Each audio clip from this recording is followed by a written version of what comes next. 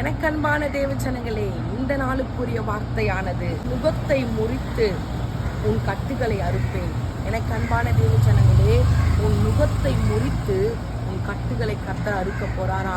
இன்றைக்கு எந்த காரியெல்லாம் நுகமா இருக்குது, உங்க வாழ்க்கையில எந்த போராட்டம் இருக்குது, எந்த வேதனை இருக்குது, அந்த நுகத்தெல்லாம் கர்த்தர் எடுத்து முறித்து அறுக்க போறாரா?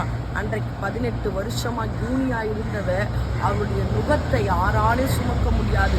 அப்படியாப்பட்ட நுகம், அப்படியாப்பட்ட வேதனை.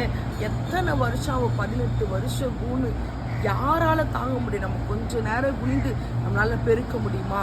ஆனா அப்படியாப்பட்ட நுகத்தை கர்த்தர் முறித்து அவ ஆலயத்துக்குள்ள போன மாத்திரமே அவ கட்டுகள் அறுக்கப்பட்டு அவருடைய தலைகுனிவை கர்த்தர் மாத்தினார். அவருடைய பலவீனம், 18 வருஷம் பலவீனம் நீக்கப்பட்டது. எனக்கு அன்பான தேவச்சனங்களே, இன்றைக்கு வருஷந்தோறும் போராட்டம், வருஷ கணக்கா நுகம், வருஷ கணக்கா கட்டோடு நீங்க காணப்படுவீர்கள். ஆனால் இன்றைக்கு உங்களுடைய நுகத்தை முறித்து உங்க கட்டுகளை அறுத்து கர்த்தர் உங்களை விடுவிக்க போறார்.